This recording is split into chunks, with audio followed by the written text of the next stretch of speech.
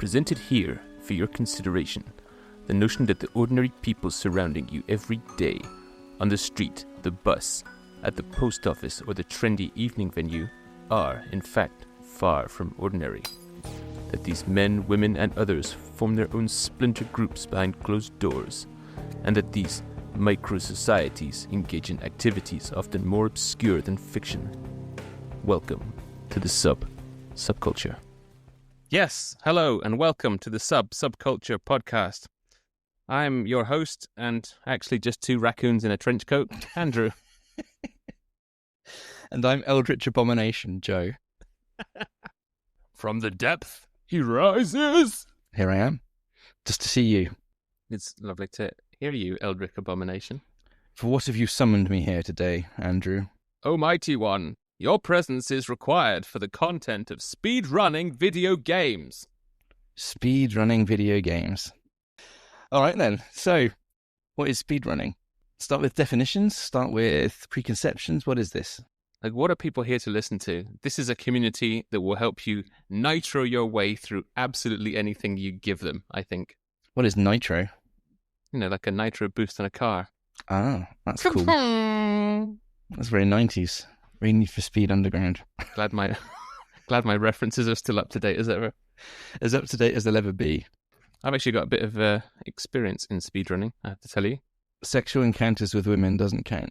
Oh, he anticipated where I was going. Did I? But it still doesn't count. I win!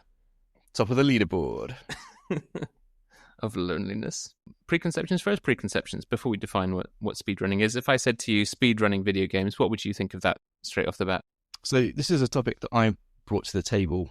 So it's been difficult for me to cast my mind back to when I wasn't aware of this and what I would have thought about it then. But I don't think I had any preconception of this at all until one day I saw a video on YouTube about someone speedrunning Doom, and then suddenly it all fell into place immediately. From the video, it became clear what it was about and introduced me to the concept at the same time.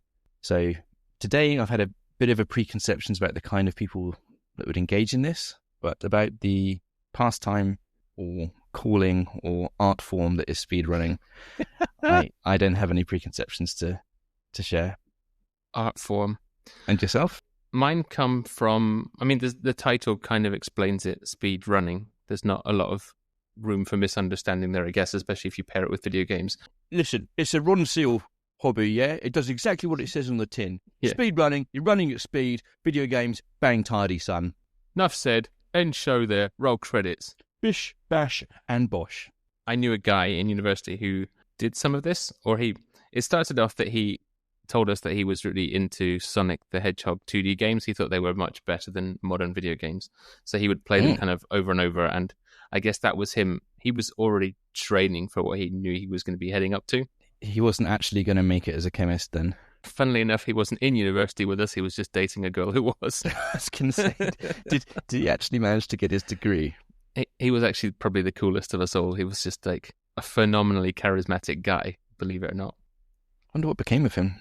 I can tell you what became of him, well, up until about 2009, but he shot for and got a Guinness World Record in speedrunning Sonic the Hedgehog games. So his name's James Richards. You can look him up online. He practiced over and over and over. He applied for, and I think he went to an event like in a hotel where it was independently judged by a Guinness World Record book adjudicator, and he managed to reach the end of the game / complete Sonic the Hedgehog 3 in the fastest time, giving him a world record at the time of 49 minutes and 17 seconds on the 9th of August 2008 to complete the entire game. And he also held the record for fastest completion time for the first level of Sonic 2, which is named Emerald Hills, and he managed to do that in 22 seconds. Although, like many things in speedrunning, I suspect that didn't last long, and he was beaten by a single second by someone in 2009. His record was destroyed by an entire second. Yeah. That's big in speedrunning. But that's quite funny that the person that beat him was also from ass end of nowhere in the UK, and this guy was from a small town in Kent as well. So UK speedrunners big on Sonic, maybe. Unjustified claim right there. Sonic specialists. It's all of the local hedgehog life that we have. So, we've got an advantage, a racial understanding of the hedgehog that translates. There's just something about seeing one shuffle aimlessly through your garden and mostly end up as roadkill that makes you think, I want to paint that blue, stick some trainers on it and see how fast it can fucking go.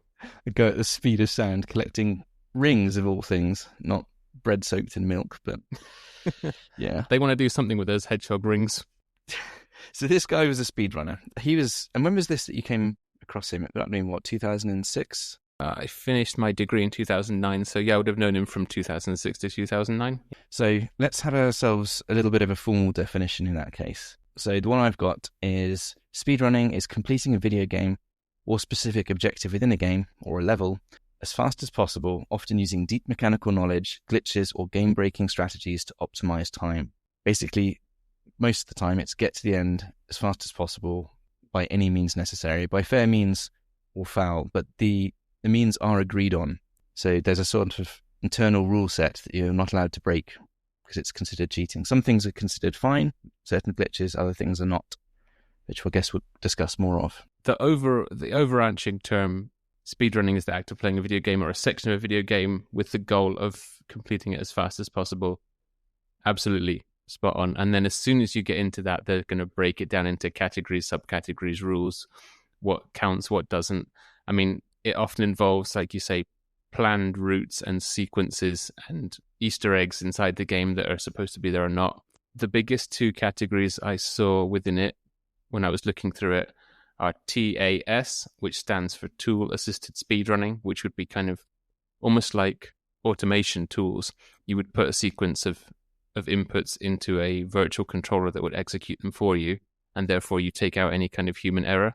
And the other grouping, which I think people actually do that they want to do competitively, is RTA, which stands for real-time attack. So that's an actual human playing the game themselves in the fastest possible time or with a certain goal in mind.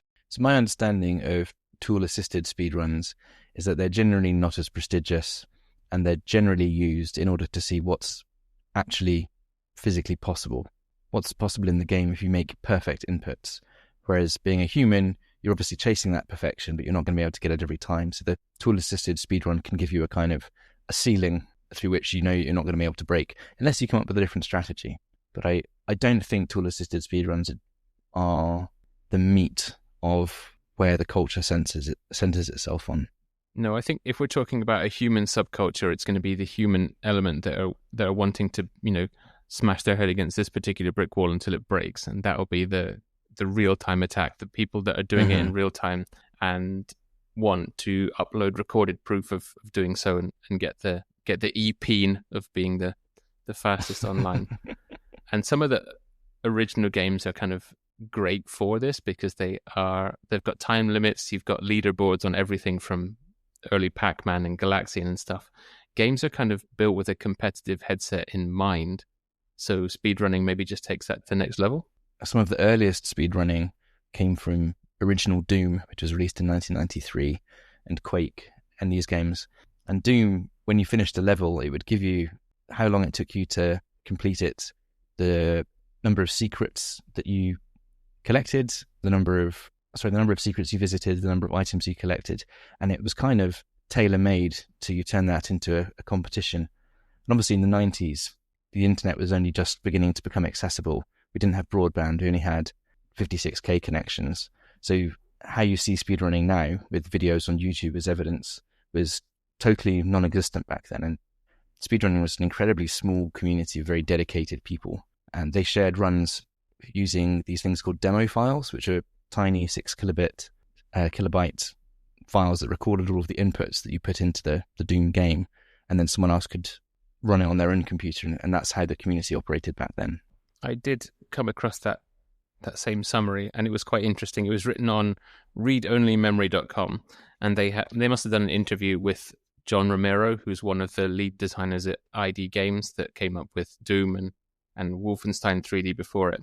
And he was telling them that Wolfenstein 3D kind of kicked off this culture around 1992, 1993, because that's the game where they put in par times on the screen. And those par times were his own personal best of running through the level. This is the designer, this is one of the guys that built this game. But what he noticed was that building a level for Wolfenstein 3D was really, really hard. But even in the early internet, people were sharing how they'd broken down the file and managed to get to the source code to make custom levels and to find exploits in how to run these games quicker. So when they came to build Doom after Wolfenstein 3D, they were like, we want to make this more open source so that people can do this more easily. They kept the power times in, and that's why I think it's a command level input to be able to record a demo that you've mentioned that's only a few kilobytes long, but it's inbuilt functionality in the game. They kind of spawned this themselves. They built this game with modders and speedrunners in mind. They saw it coming, and they kept the door open for people to keep enjoying that, which is really cool. And there's something in Doom, as the community calls it technology, as the technology progresses, which is a combination of strategy and glitches that have been found, or certain things that you can pull off in certain levels which aren't immediately obvious. Some of these rely on quirks of the Doom game engine, and if they fixed these in later versions, then it would just kind of destroy the speedrunning aspect of it. But back in the 90s, once a game was released, that was pretty much it. There wasn't really a culture of updating back then. Years later, you might get a patch from the CD for something. But like console games, once it's in a cartridge, that was it. It was set, and the glitches were there forever. But in modern games, when something might get patched every 6 months, they have to divide it into categories, because sometimes the exploits get fixed and patched over. So the categories kind of split again down to, okay, this is patch 1.15 that we're running for this one, and 1.16 and above is a different category. And there's patches that will specifically almost target speedrunners because they don't want these exploits in the game to let you to go through cutscenes that you shouldn't really want to skip, or input codes that you shouldn't know that kind of penalize the player for trying to do it and therefore make it harder for speedrunners. But I think what you mentioned a minute ago about the subdivisions and different categories in speedrunning is also quite interesting, and how they divide themselves up. So it's not just how fast can you get to the end of a level. They could set arbitrary goals or certain challenges within the game itself. But some of the more common ones are any percentage, which means getting to the end of the stage or the end of the entire game as fast as possible without any qualifiers. Maybe they might say with glitches or without glitches, if there's certain exploits in the game that you shouldn't be exploiting for that particular time boundary. There's 100% completion, which is like fully completing every objective in the game, every hidden object, every collectible, something like that. How quickly can you blitz the entire game? There's low percentage, which is the exact opposite. How quickly can you get through the game almost naked, no power-ups, the minimal amount of collections done. And then like glitchless or no major glitches are starting to get the differentials between, okay, you can jump through the wall at this point, but it's obviously a part of the game that's not supposed to be there. So for a glitchless run, you won't do that. My favorite game mode, game category is pacifist, where you beat the game without killing any enemies. That can be particularly punishing. Sorry, what is that word? I've never heard it before. Pacifist. Nope, don't know it. You've not heard the word? No, I can't walk my dog in pacifist mode. Clearly you're built for war, Andrew. That's such a novel idea. And some levels it's not even possible. Sometimes if you manage to do it at all, then you get the record. But going back, certain games have a culture of, we just want you to play the game as intended, but fast. And other games seem to have developed a culture of exploits and glitches are totally fine. We embrace them. And it's not really clear which game would fall under which category. Just something that happens. Some of them, I think, are like, some of the ones that speedrunners choose are quite peculiar. Some of them make sense. Like Doom, it was a brand new physics engine when it came out. And in fact, the mathematical algorithm that goes into the movement and the timing behind Doom kind of breaks computing if you change it. There's quite a fascinating YouTube mini-series of videos on it where they change the timing into more conventional computer-coded timings, and the game falls apart really, really quickly. So they made that engine specifically for that thing. You have a certain speed when you're moving forward, and you've got a certain speed when you're moving sideways. But if you move diagonally, you kind of get the peak of both of those. That's how speedrunners think and do. Like, this is the way to go. It sums the vectors and you go faster. Yeah. And then you can combine that with a wall running glitch, which for some reason on north-south walls means you run a little bit faster when you're touching them, but not east-west ones. So you start planning your route around which north-south walls can I use combined with this sideways movement. And then there's another level of glitch-inducing this. If you're a real super nerd, it's called SR50. Is that inside Doom specifically? That's inside the Doom engine specifically, where you can confuse it with a number of inputs. I think it involves turning at the same time as strafing, except you have the inputs cancel out, so you're actually not turning, but it adds your momentum as if you were turning, so you go a tiny little bit faster still, 10% faster, which normally no one cares about. Can you imagine what that would look like as a real person? Like you just hurricaning through an environment of absolute chaos, but you're spinning around and going, I'm faster, I'm faster, I'm faster. Is this guy okay? He's got a shotgun. Everyone should leave if you can outrun him, which you can't.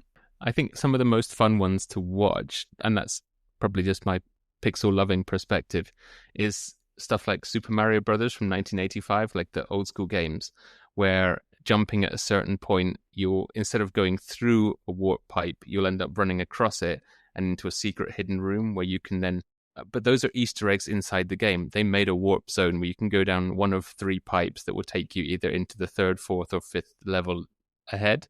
And that's the most speed-efficient way to get there, is exploiting a glitch through the wall, because even some more amateur players like me know that if you, on the 2nd level, if you stand on a platform that rises all the way up to the top of the level, you can run along most of the top of it where the scorecard is, and then drop down to that at the end. But apparently that's not fast enough for a speedrunner. Skipping out most of the game like that is not quick enough for them. You have to be able to jump through a wall in a pixel-perfect timing to be a speedrunner.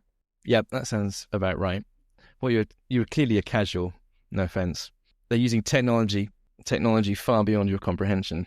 Well, technology is an interesting point about it, because usually, as you said, per game, there's rules around what is acceptable and what's not for a speedrun. But this is, I guess, according to the accepted subculture of speedrunning. And speedrun.com kind of claims to be the definitive leaderboard for this community right now, is what I came across.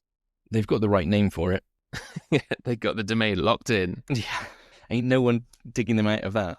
But even the early internet, as you said, sharing files that were built from Doom engines on a couple of kilobytes. And Doom itself was what? Let me check my notes. About fucking 4 megabytes. Disk. Yeah. But if you can record your demo on a couple of kilobytes and then load it up, even a modem's going to manage that. What's so insane about this is we take data for granted these days, totally. So obviously we've got little SD cards which I've got a 2 terabyte micro SD card, which is 2,000 times bigger than the best hard drive I could afford 20 years ago in terms of capacity, and, 1,000th of the mass. But to put Doom back in the day into perspective, a high resolution photo that covers your screen is, 10 megabytes, something like that. And this entire game, Doom, occupied less than half of that information to create this.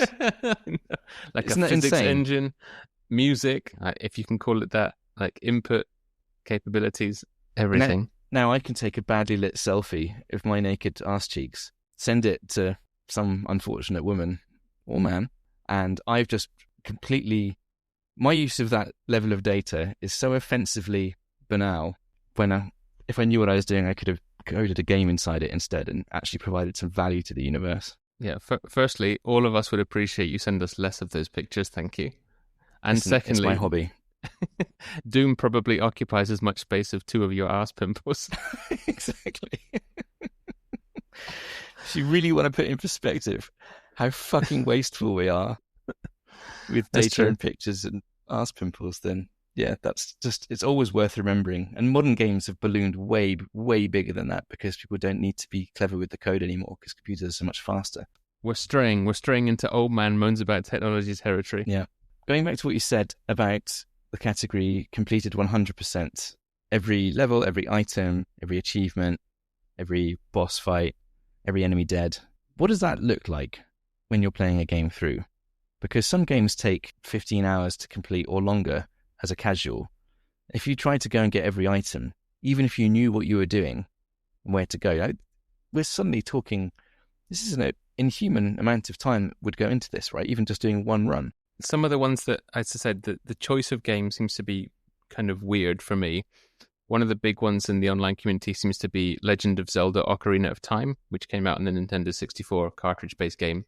Running through it naturally people were managing to get their runs down to 5-ish hours to complete the game. That's not 100% completion. That's like running through the main storyline before an army of tech nerds behind them, and we'll get to those guys and girls before they found the glitches. And girl. Yeah, just the one who brought the fucking cakes. It's not completing the entire game, finding every collectible, but that means sitting down and running through this game in one go in a 5-hour session still, and that was the record. That's a big commitment, even if it doesn't seem fast for a game that might take you 20-40 hours otherwise. That's a full working day, lad. It's more than a full working day if you're me. The joy of being a salesman.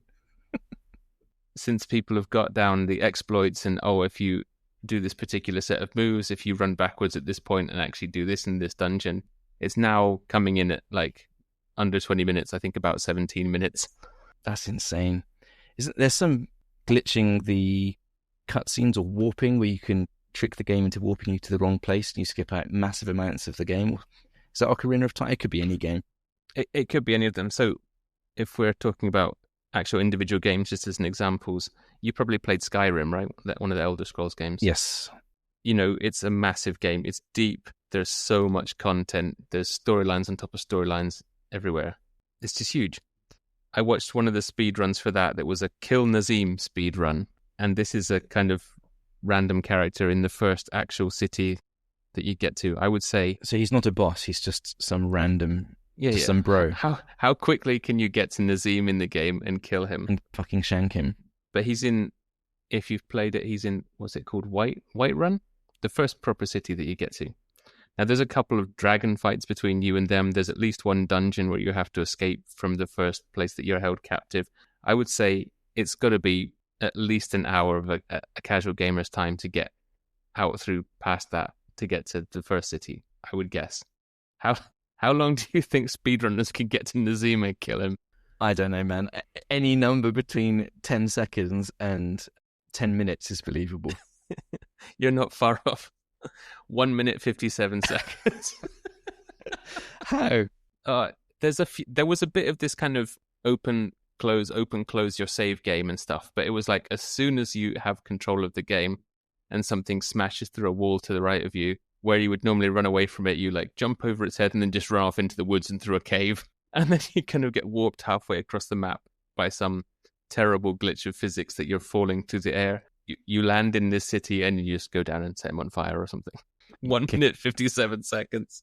Kick him in the shins with your unarmored peasant shins. Yeah, you're still wearing a sackcloth at this point. Wrap that round his throat and heave on it until you get the achievement. Great. What a way for Nazim to go, poor guy. I mean, he's a nothing character, but still. I saw some other videos of that one in particular that were talking about main quest being fully completed with glitches in an hour and 5 minutes. Like, I'm probably not out the first cave in an hour and 5 minutes. So, these longer runs especially, what happens when you're aiming for a 5-hour time, say, and you make a critical blunder at around 4 hours, and you know that the run's cooked, you're never going to get the time you want? What do you do then? I think this is where some of the speedrunning community and culture comes in, because generally they're streaming or self-recording this so that they can upload it and prove it later. And they'll have almost like lap timers on the side. So there'll be certain markers in the game that they know if they reach this point with this time, it's not their best, or it is their best, or it's minus this from their best, almost so that they don't waste time. Because if speedrunners hate one thing, is hate wasting time. And it's like, okay, I'm plus 5 seconds on this section. This isn't going to be a good run. Maybe they just stop there and reset and do it again. Maybe. Some of these ones that take a lot of skill have low percentage chances of getting through a section well, getting through it cleanly, or sometimes the game relies on, they call it RNG, random number generation. So certain things moving randomly within the game sometimes will be favourable and sometimes not. And that can be the limiting factor for a lot of runs. If you get bad RNG, then you're toast. You've got to start again. But I think we're beginning to get into what the life of a speedrunner actually looks like, because from what I could see, pretty much an entry requirement to be a competitive one, to be in the top 10, you have to really commit to it. And runners will sometimes grind a game for hours a day, months at a time, sometimes even years, grinding a level sometimes, maybe even a 30-second level to get it as perfect as they can before they actually manage to set a world record. And the deeper you seem to commit to this lifestyle, the more you let it consume you, the more rewarding it gets and the closer you get to achieving your goal. It's an awful lot of time spent doing very similar stuff. It is. And I guess maybe that brings out the kind of obsessive tendencies, or that might bring us into why do people do it. If you're already inclined to that side of your personality, I want to do this thing until it's the most optimized it can possibly be. But it does seem like in that community, people pick one or a handful of games and that's their thing. It's not like, oh, I'm going to have a go at Sonic this week and Mario, maybe I'll pick up Skyrim a bit later. You don't drop casually into speedrunning a game. You kind of pick your game, hopefully one that you already like, and you play it and you play it and you play it and you play it. You play it until you don't like it anymore, and then you keep playing it because that's what you've decided. That's what I was expecting to find, but I'm surprised that a lot of them still say that they pick this game because they love the game and they still love it after speedrunning it. Maybe because of the new possibilities that you find from knowing a level so well or knowing a game so well. It must be kind of cool discovering a new aspect of a game that you thought you knew perfectly. Like, there's still things that can surprise me. That must be fun. I think there's something cool in a weird sort of way about, for instance, people playing Doom now, maybe who actually played it when it was released in the 90s. You know, someone's been playing this game for 30 years and dedicated to optimizing levels within it. And it's just from the outside, it seems like a really bizarre thing to dedicate yourself to. But there's a sort of meditative or monk-like devotion to this that I kind of admire in a weird sense, in a weird way. I think that's maybe a feeling that some of them are chasing, where the muscle memory kicks in from having played that game so much. And the website withaterriblefate.com had quite a nice quote about it, is that speedrunners perform tricks, exploits, glitches, and make precise movements that often require frame-perfect inputs to pull off these runs. It's a certain level of dedication. And some of the ones they interviewed kind of alluded to, if I get in my own head too much while I'm playing the game, I know for a fact I'm going to fuck it up. I kind of almost have to go with the flow and get in the zone, and that's when I've done some of my best times. Chase that flow state. I've heard people talk about that. Do you know about flow state? Enlighten me. Blow my mind. Blow something else. But first, I'll blow your mind. Wait, legend. Flow state. Do you ever get so consumed in a task that you're doing, like, I don't know, writing a story or writing a bit of code or building some furniture or just something like that, that you kind of get absorbed in the task and time goes by without you even noticing, and it's quite an enjoyable state to be in where you're not really conscious of yourself. Your self-awareness dissipates for a bit and you're just totally absorbed in what you're doing. Does that sound familiar at all? Like when you're wanking. Dismembering a human corpse, yeah. Yeah, exactly. Yeah, I've seen you do it. He's totally glazed over. I think that I had some of that when it wasn't for speedrunning purposes, but just a couple of us would play games at university, and we actually managed to get two really crappy TVs and put them next to each other in the living room. So one person would be on one console, one person was on the other, and you are engaged in the game that you are playing, but also holding a conversation with the other person, and you're talking absolute shit to each other. Like, it's just meaningless nonsense and in-jokes, but you're in such a flow that the conversation doesn't matter, and kind of the game becomes muscle memory as well. So I think I understand. I think I get it. Maybe it's a bit like that, but it's quite a nice state to be in. I think people universally enjoy flow states. I get it sometimes mountain biking. If you're just absorbed in the track and you're not too tired and worried about falling off, you're just kind of living in the moment, man. Sounds very surfer mentality. Ride the wave. Surfers would probably know about flow state, I think. But I think the kind of person that does this, we're kind of building a picture here. You've got to be happy with doing repetitive tasks over and over. Maybe a bit of an obsessive mindset. Perhaps you're a bit obsessive and might be considering a career as a speedrunner, young man. Don't. Drop out. Do teaching instead. Don't do teaching. Summon it all up in one moment for the perfect run, McLeod. You can see there's a certain kind of person that this might appeal to. Are we going to say autistic? No, bad, Andrew, bad. Banned. Yeah, Cancel culture. I think that's highly represented in the speedrunning culture. It down to the detail, obsession, and tiny optimizations. It totally fits the typical autist mindset. Maybe. I got some of that talking about VR chat. That was a lot of people hanging around saying, yeah, all of us are a bit autistic, man. I think maybe even people claiming it as a label is overused. It doesn't necessarily have to be a diagnosed mental condition. It's just people that have got an obsessive side to their personality. Humans always want to go faster, somehow. Running, driving cars, racing horses, forcing your dog to run round a circle. Like, people want to do things quicker somehow. Did you check out any games in particular on speedrun.com? Like, just, it was kind of fascinating to dive into that as a community. What do people actually speedrun as parts of these games? Not just start to finish, but what are the smaller topics? Look at any of those? I did. And I was forced to conclude, I guess I'm not really a gamer anymore, because 90% of the games in the leaderboard that people were speedrunning, I never heard of. Like, really, what the fuck game is this? And I looked some of them up, and a lot of them are modern games done in an old style, just really obscure things. But yeah, there are a couple more classic ones I'm familiar with. Doom. I kind of focused my research on Doom, 90s Doom, and Minecraft, which I always type Mincecraft for some reason, which is a different kind of game. And Freudian slip. And you fucking mincer. Mincing around. And Trackmania is the other one. But Trackmania? That is Trackmania. Trackmania. No. Again, it's one of these ones which is basically built for speedrunning. It's a racing game. Okay. Racing games do seem like they would fit it, but they weren't actually coming at the top ones. The ones that the articles talked about were like Doom and Ocarina of Time. But I wanted to see if any of the chill games that I've played recently were up there, and just what else was hanging around the top of the leaderboards. But that led me to one called Neon White, which seems like it was a game made a few years ago that was absolutely built to like trigger speedrunners. The whole point of the game is to go fast, and it's almost like we're challenging you. Come on, what's the best you can do? Can you get -1, you fucking pussy?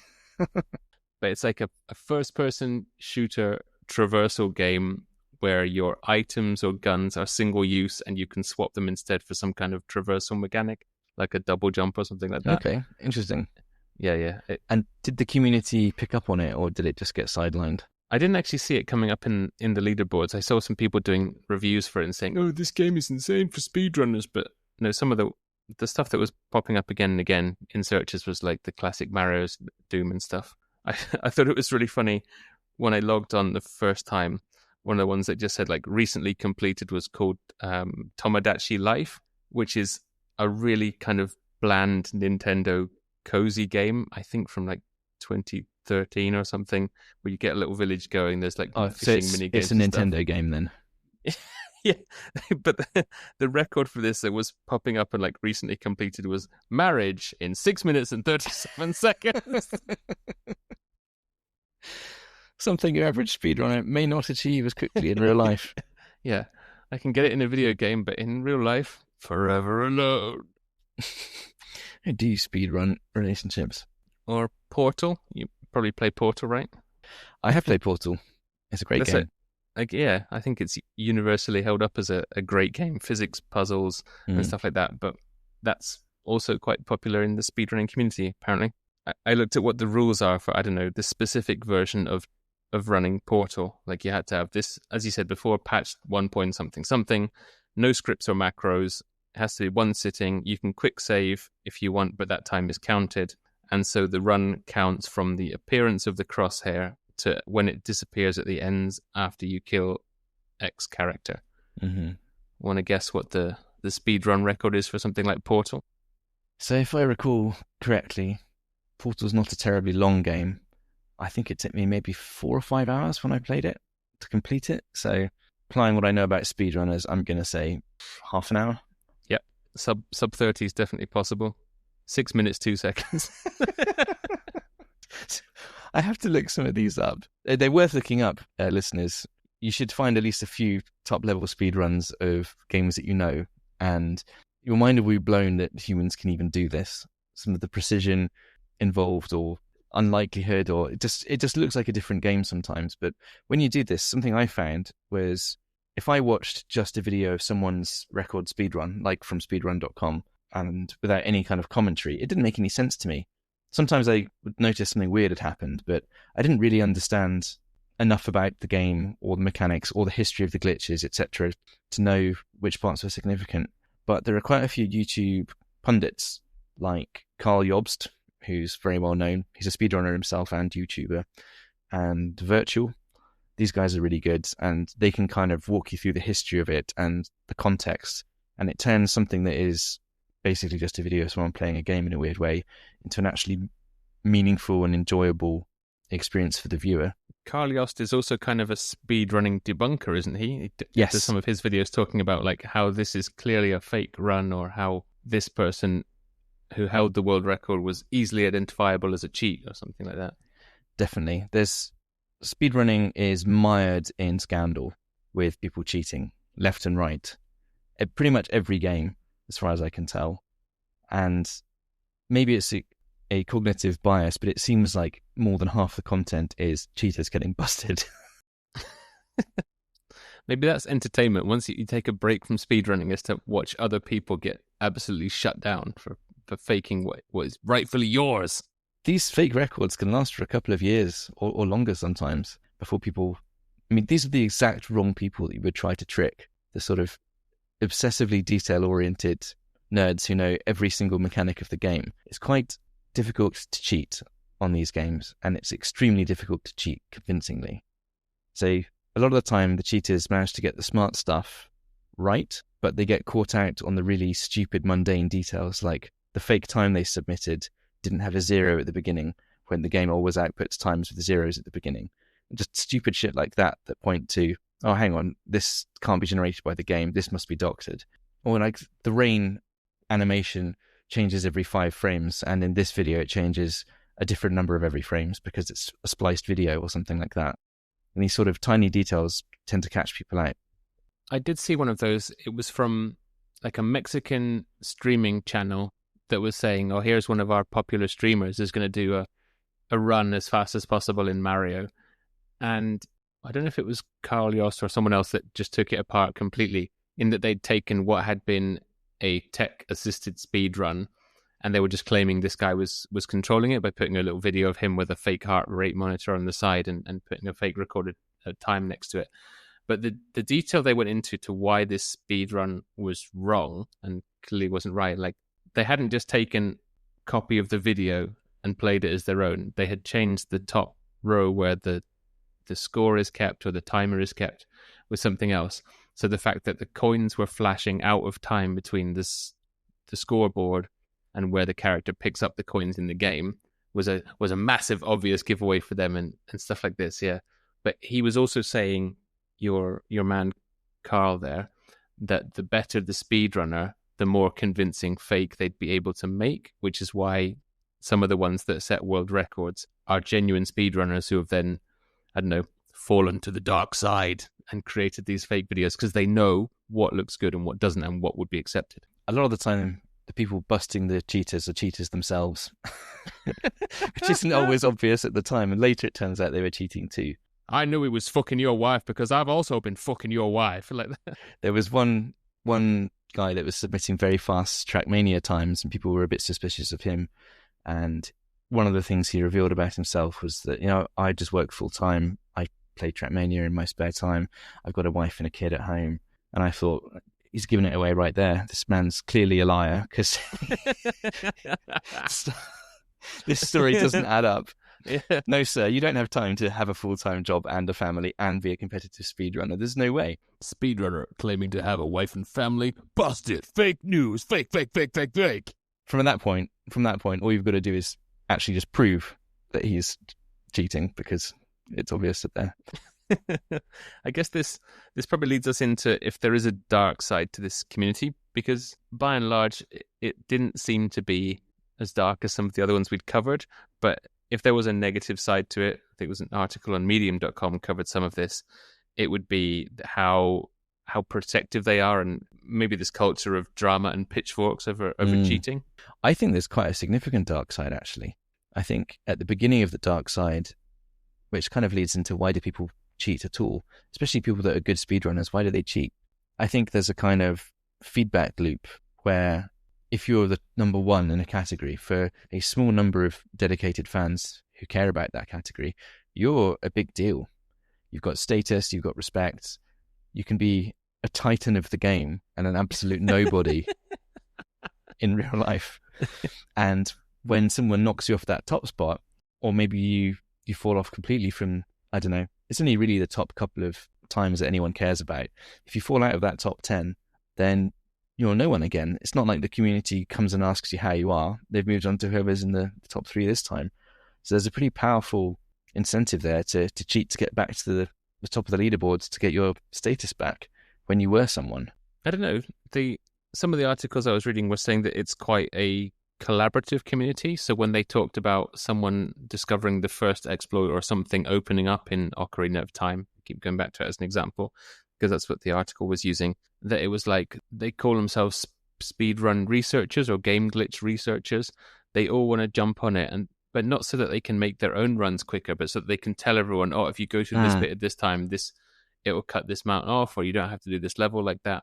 And it seemed like while they wouldn't come and say, oh, it's a real shame that someone took your record, all the tools are there that there'll be 50 people that want to help you, like, oh, here's the latest exploits we've found for getting back on top. So that's quite cool that you can participate in the community without actually having to grind billions of hours into perfecting a 30-second level over and over. You can contribute as a technology finder or creator.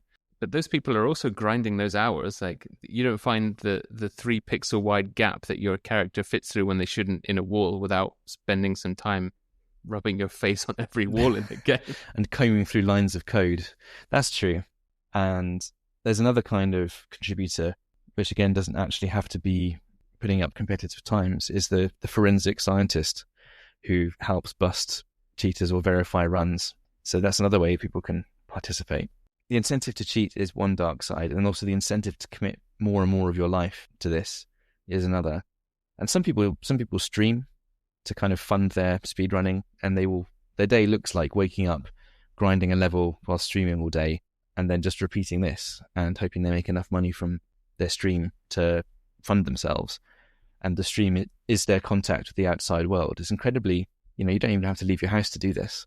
Yeah, this With a terriblefate.com article was talking about the kind of mental game of speedrunning and said it's a chimera of different aspects of competition. Not only you're competing with other players, not so much because it's usually a single player endeavor to run this thing the fastest time. You're therefore competing with yourself, which you can never really get away from. And you're competing with the game itself, but the human factors of fatigue, your focus, your nerves, your burnout, anything that you're going to do from doing the same activity over and over and over. So there's a certain degree of mental strain that would go into doing this kind of task or this hobby. And remember, if you're not suffering from depression, sleep deprivation, and repetitive strain injury, you're a casual. Get out. Yeah. You're not even trying. Alexander Toftness, which is the most a man's name. Name I came across. He's a blogger. He talked about the psychology of speedrunning, and he interviewed a couple of them, and they said that depression and anxiety are pretty common in the community, but they did note that has a correlation with heavy video game use anyway. And then, as you've said, a kind of loop of aversion to social contact outside of that community and just getting obsessed with doing the same task inside that game over and over and over. Some people don't stream.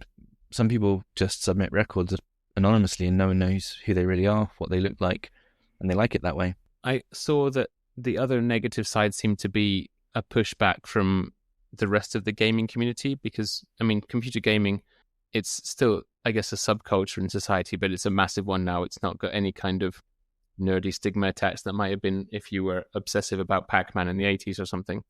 But there's this kind of negative pushback from people who like specific games and feel that speedrunning hurts or ruins the game itself, and maybe even inside the speedrunning community, the subculture of that certain exploits ruin the game even for speedrunners. One good example cited was GoldenEye on the Nintendo 64 when it came out, that they found out that the lag and the frame rate drop is so low from just staring at the floor, because the console, the technology is not loading in any other textures and stuff, that you will get a much faster speed run if your character's camera only looks at the floor. So once you've mapped out where you're going, it's just like the response of the machinery will be so much quicker, so you just run through the game just staring at the floor. I didn't see a problem with that as a speedrunner. If I was a speedrunner, perfect, good strategy, execute it well. But I don't know. How does the way someone else enjoy a game affect my enjoyment of a game? I don't know if I could say speedrunners would ruin a game for me. What would they have to do to ruin a game that I'm enjoying? At least none of those demon characters are going to come after you in a post-Me Too culture saying that I fucked them. You were staring at the floor all the time. You're pretty safe. I've literally never seen a woman. Yeah. In game or otherwise. I couldn't have been undressing your character with my eyes. I've only got eyes for the skybox because it's got the lowest frame rate. Highest frame rate. But sorry. Yes. Jesus Christ, did you do any research? Nah. This book's just full of wank stains. Casual. It's covered in ectoplasm still. Still. Little shout back there. Check out our episode on Ghost Hunters if you want to know what we're talking about there. The other, I guess, one that you mentioned before as well is that it can be quite intimidating and off-putting and therefore inaccessible to new players or people that have watched maybe some of these videos and think, I want to get involved in these, but other people have spent so much time already saturating the market, if you like, of these scoreboards, or they've got this inbuilt culture and lingo that it can feel kind of not gatekeepery. There's no one pushing you out, but it feels intimidating to try and join that. Oh, totally. But the beauty is you can do it anonymously. And for a lot of people, a lot of speedrunners are casuals. Most people obviously can't chase top 10 spots, but there's enjoyment to be had in improving yourself in your own times, a bit of dedication, a bit of seeking perfection sometimes. This is all good, positive stuff. The self-improvement was one of the key words that was coming across when people have polled or done research on why do people speedrun games, why do you do it? And like 33% of them had the keyword fun in their response. I think it was just a survey of about 80 people. So there's a good portion of people that are responding feeling they are speedrunners, saying that it's fun for them. And then another smaller percentage, maybe 14 or something like that, was saying self-improvement. They like the idea of continuing to do something until you get better and better and better at it. And I guess I found that quite positive in terms of how, if I had to step back a bit, we've got kind of a throwaway culture now. And you've mentioned the fact that we digitally download games now. It's so easy to, like, every time you log onto your PC, you could be downloading and playing a completely new PC game. It's so saturated. There's so much out there. But speedrunning almost gives games, it doesn't have to be a 30-year-old game. It could be one that no one's doing right now, but it gives them a new lease of life and a certain replayability. It's not just, I've beaten that game, that's finished, I'll go and download a new one tomorrow. It's like, okay, how much quicker? How many seconds can I shave off my time? Oh, I think I did a wall jump there. Can I get through this bit quicker? And if you like that game, that suddenly increased the replayability and how long you're going to stick with it, which I guess is kind of nice in a way. Yeah, it's nice to not have to part with more money every month to buy something new if you keep getting enjoyment from something. Whilst we can still own games rather than just lease them, which I'm sure the suits on Wall Street are wanking themselves into a stupor about. Get them all on subscriptions. Live streaming services. Just remember, kids, if buying isn't owning, piracy isn't stealing. Oh, there's a tagline for a t-shirt that I'll make myself in my basement while I'm loading up my guns. That's exactly what it's intended for. I didn't come up with that. Unfortunately, wish I did. If you're the first one to trademark it, then you did. Einstein knew about that, worked in the patent office, didn't invent shit. That is an interesting coincidence, isn't it? I've always wondered about that. So some of the things I've got in my notes here, another interesting comparison is, I think it's quite like being a professional athlete. And in the same... It is. There's only so long I could keep it up. These fat, greasy pricks like me, they're sitting in their basement going like, oh, yeah, for the 3 mouthfuls of Cheetos later, look, I'm basically a professional athlete in my genre, you know. Hear me out, though, in the sense that in order to be competitive, it requires quite a high degree of dedication.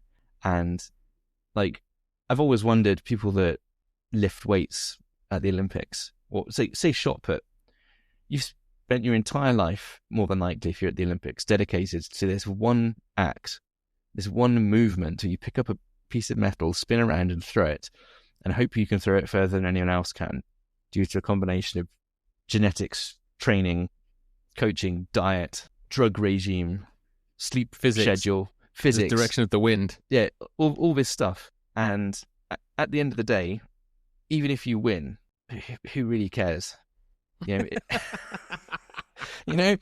Throwing a shot put. Yeah, if someone told me they were a gold medal shot putist, shot pouter, put up and shot up, I don't know, whatever they are, then I'd be impressed for about 15 seconds and then I'd forget. Well, maybe I'd probably ask them a few questions about, how did you achieve that? But at the end of the day, it doesn't. Do you get what I'm saying? It's not actually helpful. I'd probably be like, wow, would you tug my dick right off if you gave me a hand job? And then that'll be that. Spin me around. But yeah, speedrunning's kind of the same. It's like, you might be a titan in this category, and 100 other speedrunners and 10,000 YouTube audience members revere your name. Shout out to my boy Demon Lord. Who's an early titan of Doom speedrunning. Is that a real one? Yeah. You're actually giving a shout out to someone called Demon Lord. Demon Lord, yeah. He was eventually surpassed by Looper, and then later by Zero Master. But there you go. I love the names they have. Demon Lord, he's the man. And he was rocking in the 90s, he was doing his stuff, and he would have been rocking a mechanical mouse with a fucking ball in it. None of this laser pointer stuff. But anyway, getting sidetracked here. The point is, do you see some of the comparisons between speedrunners and professional athletes? This sort of extreme dedication it takes to compete at the top. And ultimately, under many metrics, it's kind of pointless, although you do have a legacy to show for it, maybe. No, I get you. You're right, because if you met these people in the street and you'd look at them and think, wow, weird looking fuck that person is, assuming you did think that, and they told you, oh, I'm actually the number one speedrunner for Doom in the entire world, and I have been for 5 years, I'd be like, great. I'm fairly sure I could still steal your wallet if I wanted to. I mean, it's kind of interesting, right? That's a good party fact. But after about 5 or 10 minutes of conversation, you probably never go back to it. Yeah, you probably realize that doesn't really make me want to interact with you anymore. No. And that's not like my measure of how I interact with the world, by the way, like some Nelson from The Simpsons bully metric, like can I steal your wallet is the ultimate, like how I rate you as a human. Yeah, curious that's where your mind went. But I just assume they'd be quite bullyable as people. But having met Olympic standard athletes just out in public, I'm talking about Adam Ondra at the climbing center, right? And that's in his own element as well. But if you passed him on the street, you'd be like, that's a gangly looking motherfucker, and that would be it. That man is 80% neck. He's got neck for days. But that's a very, very niche sport that he's in. If you're not sure, audience, that is climbing, bouldering, and lead climbing. I think he does as well. Yeah, and like anything, within the community, he's a titan. Yeah. Who, incidentally, you would not be able to steal the wallet from. That man's grip strength is inhuman. I'm pretty sure he's not gripping it through the pocket of his shorts. That will be all right. Can you imagine, though, chasing, say, shot putting, that being your life from, well, the bar keeps getting higher and higher for these things. In the 50s, you could be a fairly competitive athlete part-time. If you had some talent for whatever it was, you could still compete at a reasonable level. Nowadays, if you want to compete at the highest levels, you need to be committing to that sport from age 3. We're getting into Gattaca territory. Your parents have had to genetically engineer you for this sport and then get you into it as soon as you're cognitively able to stand or something. Yeah, Olympians at the highest level have all of that has to line up, or you don't get a seat at the table. So don't worry, listeners. If you're not quite at that level, you can always be a speedrunner. Well, not necessarily. Do you think there are physical things that hold you back from being a speedrunner? Maybe mental as much as physical. Maybe timing or spatial awareness, or it's probably just a tolerance for repetition as much as anything else. Some hand-eye coordination involved with analog sticks and things like that. So I imagine there is a genetic element to it. I come from a long line of speedrunners. My father was an analog stick twiddler, and I'm an analog stick twiddler. My son will be an analog stick twiddler. His son we've disowned because he's got into the niche dark side of speedrunning, which is playing other games with a Guitar Hero controller. Oh, that's not acceptable at all. It's actually a thing. I found like taking like NES titles or anything really, anything people can speedrun, but also playing it with a Guitar Hero input. I've seen stuff that isn't guitar at all. It's just used as a controller for like Halo or something. Yeah, Castlevania Symphony of the Night, watching a speedrun of that with someone playing it with a Guitar Hero controller. People would do anything. If you want to be a successful speedrunner, you can do it. Pick a game that you're kind of good at, and then preferably one that's obscure, and then find a really, really niche category, because there's so many subdivisions to this that it's not exactly a saturated market, that there will be a category that has hardly anyone submitting a time for it. You can go out there and do that. You could probably find something, grind it for a few hours, figure out a strategy, set a world record in a very, very specific way. I guess that's maybe the difference between aiming to be an elite level footballer, huge crowd, lot of money, lot of people interested in it, that'll be your top game, as opposed to learning or wanting to be the best at shining shoes in a particular square footage of London. Yeah, exactly. And the only difference between being a professional footballer and being a top speedrunner is being a professional footballer is socially sanctioned. That has social value, which is why they make so much money, because loads of people watch the games, they care a lot, they buy the strip, etc. Because football is culturally accepted, or culturally required, you could even say, and speedrunning is a totally fringe thing. There's nothing intrinsically more valuable about being a professional footballer or the game of football than there is about the discipline of speedrunning, or being a speedrunner, in my opinion. It's just entirely arbitrary where society places its value. I guess so. And I guess with the rise of esports in general, which is people competitively playing video games against each other in general, that will be, how the games are intended to be. But there are competitions, I don't know if they're televised or what, but there are now fairly well-known competitions in the speedrunning community where people get together and play these for big competitions, right? Yeah, there's the biggest one, I think, is called Games Done Quick, which has been running since 2014, if I recall correctly, which every year raises around $1 million for something. Various charity. I think they pick a charity and they donate it to a charity. Right, gotcha. Yeah. See, that's cool. And that's an actual in-person event, because most of the time speedrunning seems to take place on the internet in a very anonymized, digitized way. A little bit less so if you're a streamer, but still very much internet-based. But Games Done Quick brings them together into some convention hotel where games are played in real time by top players. World records are often set there, and it brings a bit of spectacle to it. And maybe that's how you feel like a professional footballer, if you can go and speedrun Kirby's Dream Land on the Game Boy. To an audience of literally dozens of people. Dozens of people with tens of dollars of prize money. Yeah, with odd battered-looking sofas to sit on and a rather murky-looking carpet. But, And some lumpy, misshapen humans that will throw their shirts at you. Well, hang on. Well. Some of them are very skinny because they're malnourished. I can't get to the fridge and back with the snack in less than 30 seconds. It's not optimal. I'm not bothering. How do I glitch this? Can I get through my wall to get to the fridge quicker? That's not fair. Plenty of speedrunners are just normal-looking people. It's not fair to tar them all with that brush. I think I used the word natty somewhere when I was doing my notes here, almost like a throw. In a glitchless run, you're natty. The throwback to arm wrestling for you. Yeah, enjoyed that. I've also noticed that it's overwhelmingly male, this subculture. And I think I looked into a little bit about why that might be. There are women that feature, but they tend to become famous for being involved in scandals. One of the early speedrunners that was posting under the name, I want to say Chris, I would have to go and find the article now, I didn't write it down, but she was a bit like we said in toxic gaming culture chat, that women will hide their identities in gaming because there's always been a bit of a stigma around it because it's traditionally been a male-dominated space.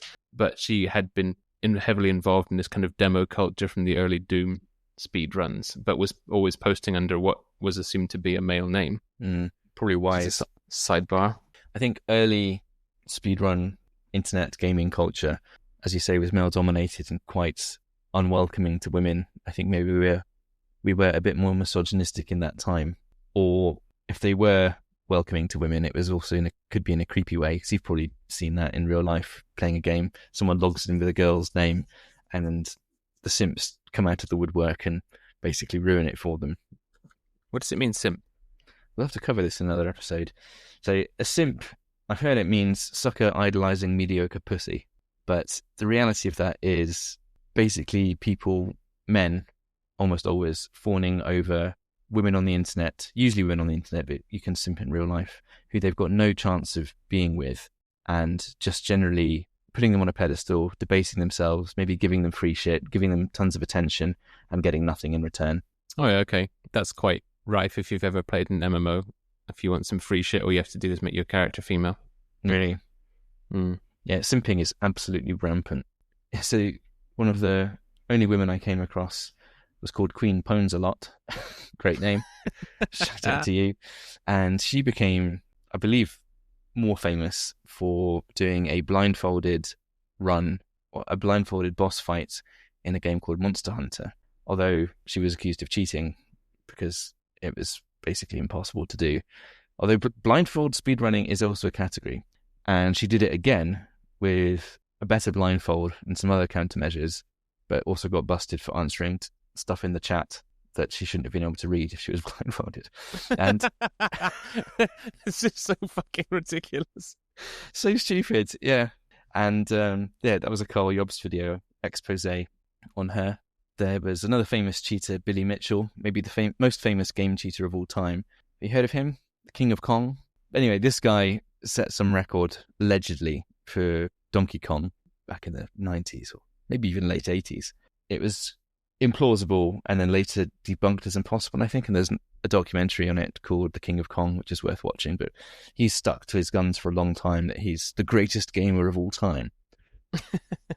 If you say it enough times, it becomes true. Yeah, he's a bit of a sad case, really. But one thing I thought was interesting as well with, again, the professional athlete crossover is, what if you commit to all of this and you don't get the rewards? What if you never quite make it? You do all these things right, but your genetic lottery or training regime or whatever just isn't quite there, and you only become, you only go to the Commonwealth Games and come 8th in your category, and that's the peak of your achievement, or you only end up ranking 101st in your category of choice, and you might have spent, in the case of athletes, your entire life reaching that moment, and you don't even get the payoff of the status or the legacy. How does that feel, do you think? You think that relates to speedrunners in, I've just sunk 30 hours of my life into this 30-second level, and yet I can't even get near the top spot. Is that what you're getting at? Kind of, but 30 hours is rookie numbers. You need to get those numbers up. 30 hours is, I'd say, probably less than the entry requirements to begin taking speedrunning seriously. Sometimes they have thousands or tens of thousands of hours on specific, just single levels. So, but yeah, forget that. Just replace that with, you spent 1,000 hours, maybe say an entire year of your free time dedicated to achieving a record, and you don't do it, you don't come close. Isn't that just sorry to become macabre, but isn't that just a micro study of human life in general? What if you wanted to be a lawyer but you were never quite good enough, or you couldn't get into the right school? What if you wanted to be an actor and you end up making a shit podcast on the internet that 4 people listen to? Losers, unlike us. All that is distilling down the elements of disappointment into a single activity. Like, maybe it actually is a good thing, and it lets people build up a mental endurance, having to come to terms with not being the best, or that competitive edge to push yourself, but also accept defeat and gracefully say, you know what, that person just had it on the day and I didn't, rather than become a little bubble of rage and frustration, because no one's life is going to go 100% perfectly and they're going to get everything that they ever wanted. And why should your hobby or the thing that you spent a lot of time on be any different? In the majority of cases, not everyone is going to win a gold medal at what they try. The idea that as a cis, straight, white man, that I wouldn't get everything I wanted in life is offensive to me, frankly. That's like having to take the red pill of the Matrix or something. How dare you? That's for other people. Other people cannot get what they want in life. Any year now, I'm sure it's all start going my way. It has to, right? One of these years, I'm going to actually, bother to enter Wimbledon, and then I can't wait for the trophy. I'm going to look really good in those whites. I remember when we were 15, my friend Dan, in an offhand comment, said, well, of course Federer's good at tennis. He plays it all the time. If I spent every hour of my day playing tennis, then I could beat Federer. And we said, Dan, you're saying you could beat Federer, the most gifted tennis player of all time, if you just trained a lot? You sure you don't want to back down from that statement? And he doubled down on it and said, of course I could. I'm with him. No, I'm with Dan. What? Yeah. No. Yeah. I think dedication... How are you going to beat Federer, you fat sack of shit? Time spent. Maybe if I start training, I won't be such a fat sack of shit. Put down that beer. I wish I had a beer. Do explain how you'll beat Federer. I do think that you should put mental barriers on yourself and suddenly dismiss that you could do anything. I think if you want to set that as your goal, why not do it? Why not say that to yourself and use it to train and train and train and train and train? Maybe you can do it. When you're just arguing for a bit of realism here about accepting that you can't do these things. Or I suppose you could do both, right? Accept that you're not going to beat Federer, but nonetheless act as if you intend to. I guess I was saying that you shouldn't necessarily expect everything to fall into your lap, but there's a certain positive quality in knowing that you or thinking that you have the ability to at least give it a good go. Yeah, I think that's mature. I think knowing that you're not going to be the best at something is not a reason to not do it. There is value in the trying, in the getting better, in the learning. Even if you don't do any of those things, just simply value in the enjoyment of the act. There's a quote here I think is applicable from Theodore Roosevelt. It is not the critic who counts, not the man who points out how the strong man stumbles or where the doer of deeds could have done them better. The credit belongs to the man who is actually in the arena, whose face is marred by dust and sweat and blood, who strives valiantly, who errs, who comes short again and again, because there is no effort without error and shortcoming, but who does actually strive to do the deeds, who knows great enthusiasms, the great devotions, who spends himself in a worthy cause, who at the best knows in the end the triumph of high achievement, and who at the worst, if he fails, at least fails while daring greatly, so that his place shall never be with the cold and timid souls who know neither victory nor defeat. Exactly why I was saying, except slightly less eloquent. But yeah, it's worth actually trying something, even if you fail. Yeah, I think you should remove your mental barriers, at least have a try, and tell yourself... Free your mind, man. Tell yourself that you can do it. Well, that's exactly the message from the first Matrix, the good Matrix. The only Matrix. It's a shame they never made any sequels. You are the barrier to you achieving things if you immediately say, like, I can't do that. I do think there's a limit to that. Like, it is too late for me to be an astronaut. It just is. That's provably not true. What, if I become a billionaire and buy my way onto a Virgin Galactic? There you go. That's the speedrunning route. I suppose I could probably actually afford a ticket if I sold every single one of my assets. So maybe I just don't want it enough. Here you go. Now you're thinking like a speedrunner. You've got to hack the system. You've got to think, what's the shortest path I can take here? Total commitment. I guess if I had to round it out to closing thoughts, that it is a subculture of computer gaming, which, as I said, is massive in itself. It's already a subculture. And I do think it mirrors pretty normal patterns of human behavior, in that you want to do something faster and you want to take something to the extreme. And I quite like, as I said, that it gives games the kind of replayability and second life that they might not necessarily have had from speedrunning. It does inevitably bring out obsessive tendencies in people that are already prone to them. Like once you discover speedrunning and find that there's a whole community that will encourage you to smash your head against it again and again and again and again and again. Encouraged by people that might not participate themselves at all, who just want the entertainment. Yep, or they are there to facilitate you, like your speedrunning dealers, in feeding you the glitches that they found. Oh, mate, no, just on a down low between you and me, like, at 8 minutes 5, you could have glitched through that wall. Just saying. That's the darker side. Like, it's going to bring out negative sides of people's personalities if they get into it and they're already prone to it. But largely, it doesn't really seem to be a fully toxic culture. They don't want people in there are going to try and exploit them, but they also support each other. And I came across something called completion bias, which I guess might be a part of it. And that is the drive that human beings have to finish something, that an unfinished task kind of eats away at your mind.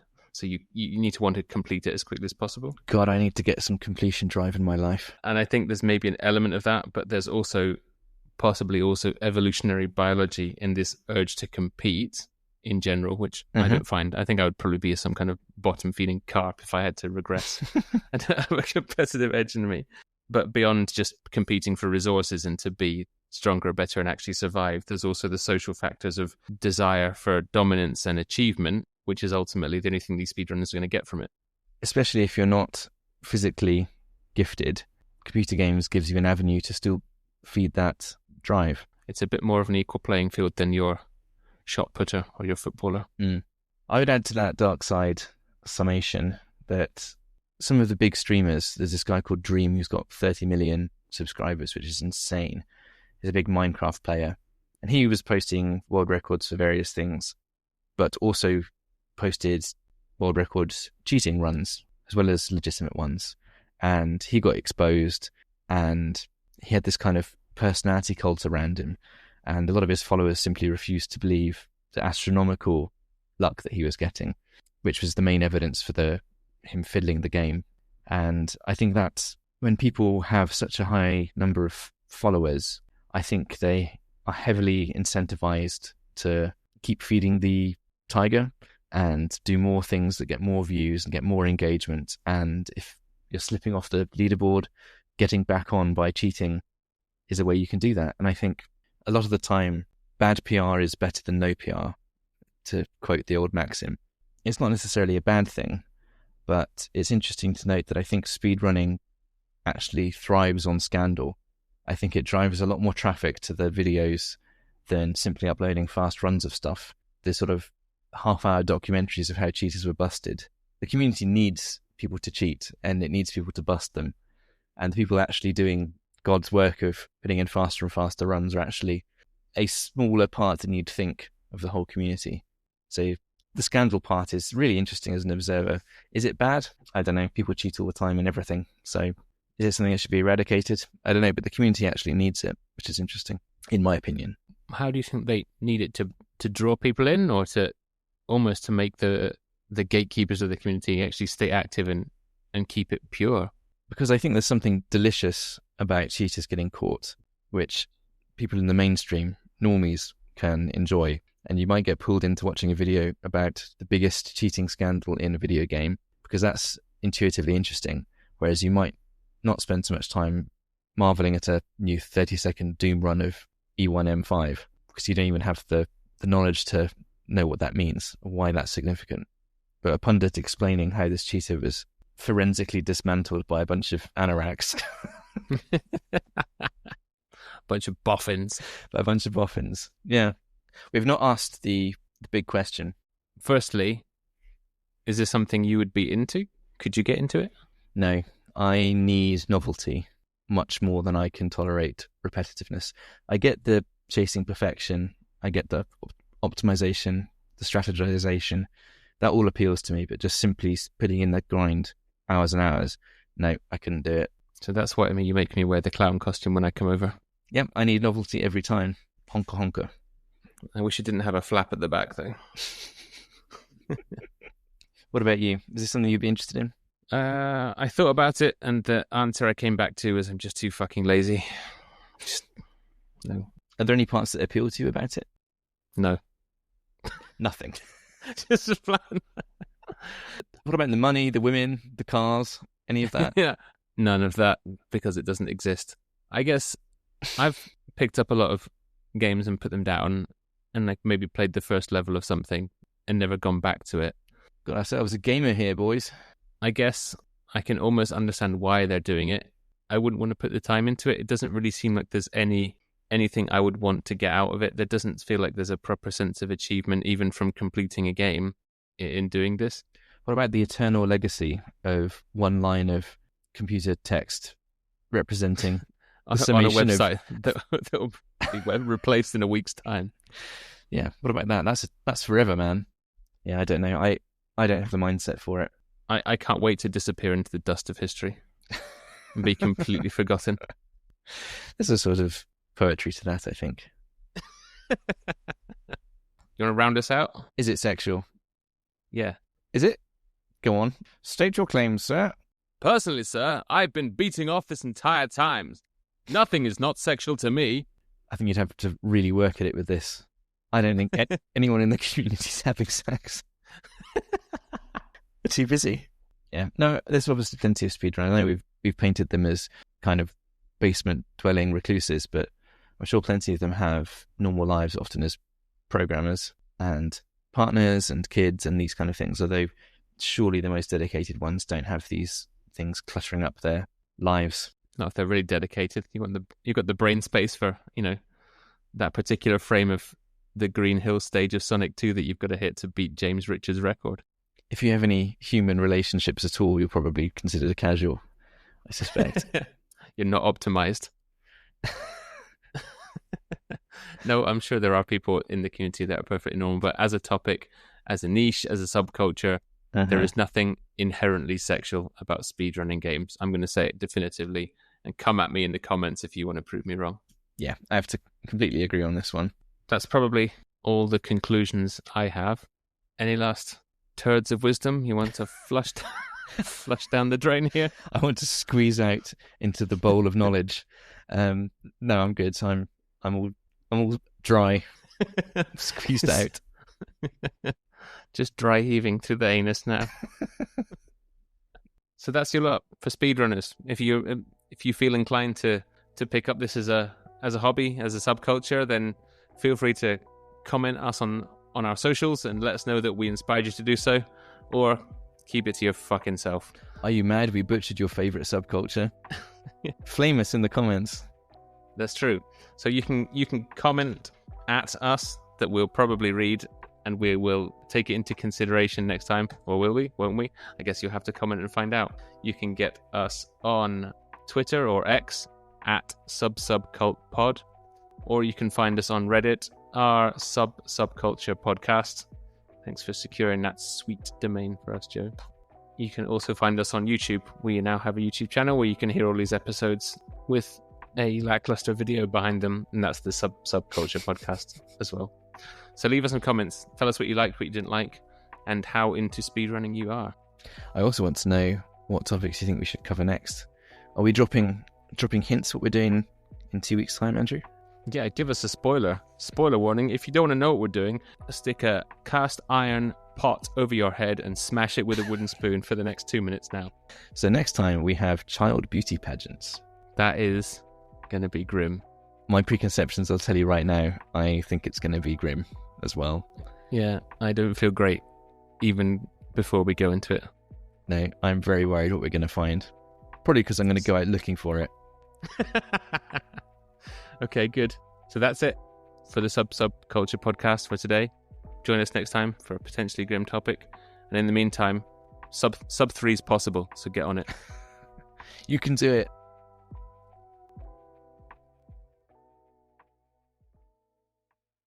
Life is weird.